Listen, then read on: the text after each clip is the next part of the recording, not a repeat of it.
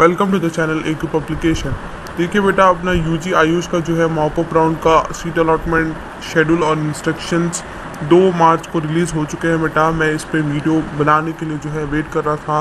मैं थोड़ा काफ़ी बिजी था बेटा, तभी आपके लिए वीडियो नहीं ला पाया था। तो आज मैं ये वीडियो आपके लिए लेकर आया हूँ बेटा। मैं आपको इसमें सभी मॉपअप राउंड में जो भी आपको करना होता है स्टेप वाइज समझा देता हूँ बेटा। आप समझ लीजिए। समझने के बाद अगर आपको कोई भी डाउट रहेगा तो आप मुझे कमेंट सेक्शन में पूछ लीजिए। आपका डाउट मैं क्लियर कर दूंगा।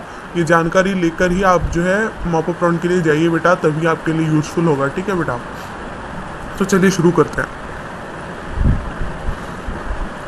आप यहाँ पर देख सकते हो बेटा, यूजी आयुष 2020 मॉपअप राउंड का ये शेड्यूल है।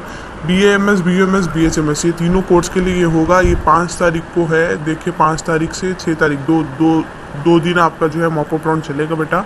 टाइमिंग्स आप देख सकते हो बेटा, यहाँ पर कैटेगरी वाइज है। ठीक है, तो मैं आपको बता दूंगा कि आपको जो है 5 तारीख को फ्रॉम 9 AM, तो आप यहाँ पर कैटेगरी देख लीजिए, आपका कैटेगरी क्या है। अगर आपका कैटेगरी जो है 2BRH है, 3BH है, जनरल मेरिट है, जनरल मेरिट आर है, जनरल मेरिट KH है, तो आप ये सारा ये जितना भी यहाँ पर कैटेगरी दिया हुआ है, आप ये कैटेगरी देख लीजिए। अगर आप में इसका आपका जो कैटेगरी इसमें अगर है, तो आप बेटा 5 तारीख को 9 बजे आपका जो है वहाँ पर काउंसलिंग होगा। आपका रिपोर्टिंग टाइम है 8:30 बजे। ठीक है बेटा, और आपका जो है देखिए ये यहाँ पर जो ये वाले कैटेगरीज है SCR 2B के, GM के, GMR 1 के, ये जो सारे कैटेगरीज में अगर आपका कैटेगरी आता है तो आप वहाँ पर जाना है बेटा। 11:30 बजे आपका काउंसलिंग होगा। आपका रिपोर्टिंग टाइम होगा 11 बजे। ठीक है बेटा, और 5 तारीख को ही बेटा आपका जो है 2:30 बजे जो है आपका रिपोर्ट, यहाँ पर रिपोर्टिंग टाइम 2 बजे होगा। आपका काउंसलिंग वहाँ पर 2:30 को हो जाएगा बेटा। ऑल कैटेगरीज यहाँ पर ये वाले जितने भी दिए गए हैं 3BG and all special category 2AG 2BG, आपको है ना यही कैटेगरी आपका यहाँ पर चेक करना है और आपको यहाँ पर जाकर अपना काउंसलिंग करवा लेना है। ठीक है बेटा, 6 तारीख को देखिए आपका 9 बजे एक ही टाइम पे जो है आपका होगा। 6 तारीख को 9 बजे आपका रिपोर्टिंग टाइम सेम से 8:30 रहेगा बेटा। यहाँ पर देख सकते हो आप ऑल इंडिया कोटा का आपका general merit SC ST category 1 2A 2B, जो भी 2A कैटेगरी 2A 2B है, 3A है, 3B है, यहाँ पर आपका 6 तारीख को वहाँ पर जाना है आपको बेंगलोर को। सुबह 8:30 बजे आपका रिपोर्टिंग टाइम होगा। आपका 9 बजे से काउंसलिंग शुरू हो जाएगा बेटा। ठीक है बेटा, अभी तो ये तो शेड्यूल हो गया बेटा। अब मैं आपके साथ में इंस्ट्रक्शंस जो है वो आपके साथ में शेयर करता हूँ। ठीक है।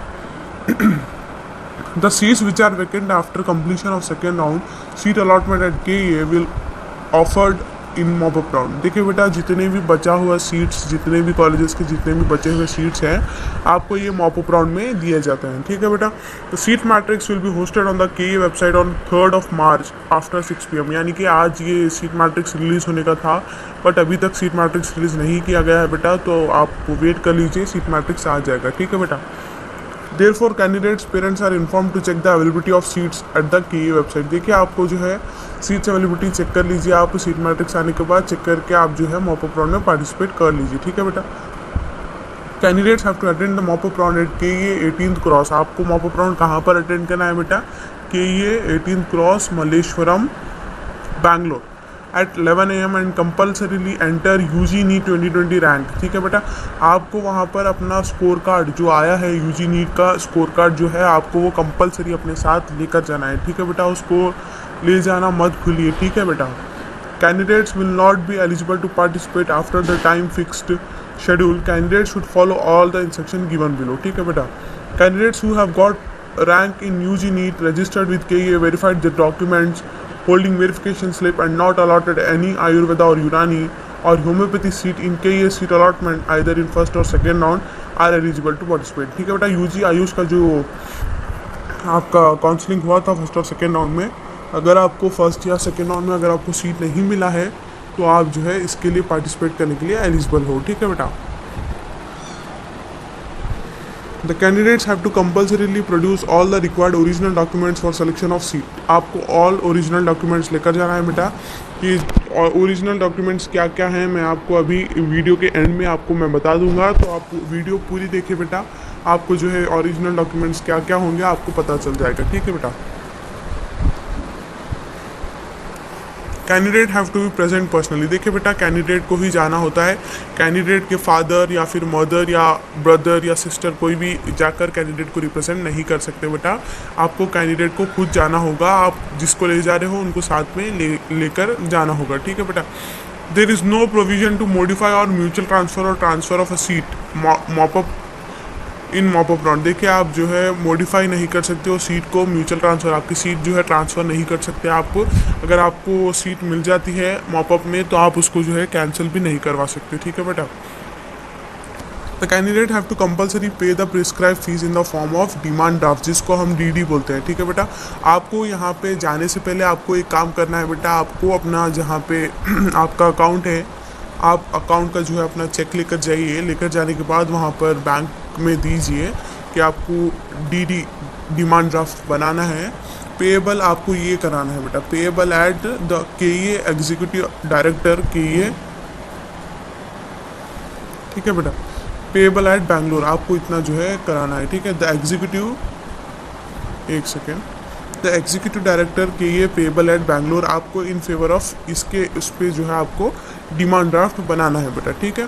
Candidates can bring multiple DDs, ठीक है। मैं आपको ये इसका मतलब समझा देता हूँ बेटा।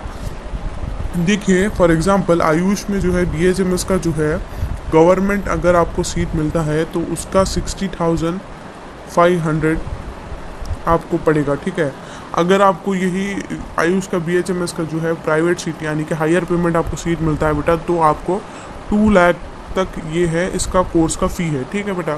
तो आपको देखिए, अगर वहाँ पर आपको पार्टिसिपेट करना चाहते हो गवर्नमेंट सीट और प्राइवेट सीट दोनों में, तो आपके पास एक 60,500 रुपीज़ का डीडी होना चाहिए कंपलसरी। और आपको जो है प्लस ये 2 लाख का डीडी, यानी कि 2 लाख मतलब बेटा आप ये 2 लाख में जो है ये माइनस कर लो। ये माइनस करके आपका जितना होता है,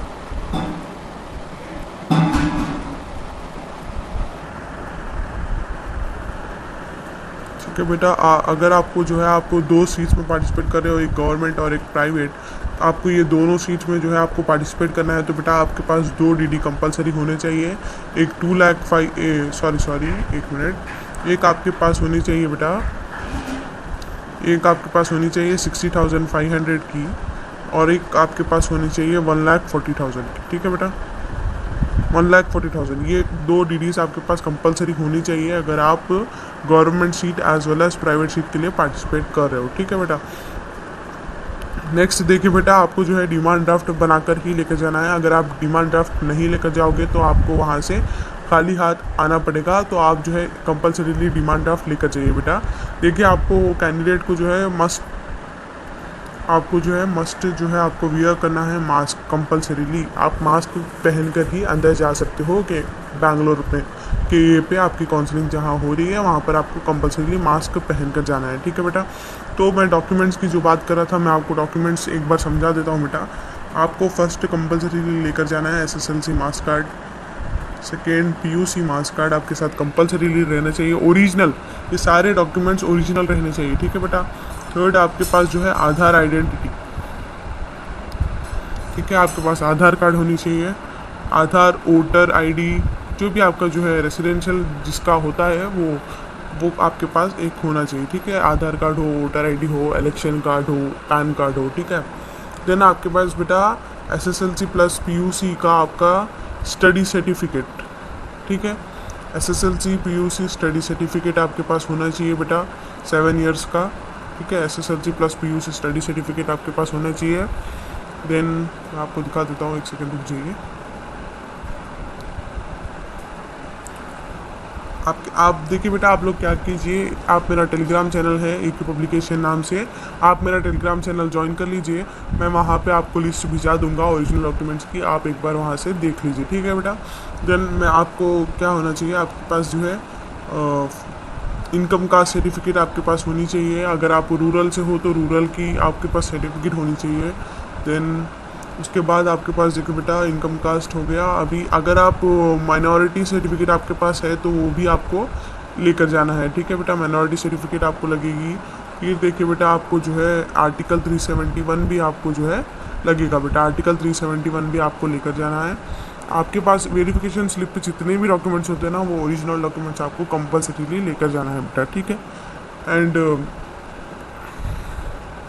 आप जो है डिमांड ड्राफ्ट लेकर जाइए और जो है आपका ये आपका जो कैटेगरी वाइज है आप यहाँ पर देख लीजिए। देखने के बाद आपको पता चल जाएगा कि आपको कब जाना है और आपको कब वहाँ पर रिपोर्ट करना है। ठीक है बेटा, इसके बाद अगर आपको कोई भी डाउट होता है तो आप मुझे कमेंट सेक्शन में पूछिए, मैं आपका डाउट्स क्लियर कर दूंगा। तब तक के लिए धन्यवाद। अल्लाह हाफिज़, बाय बाय।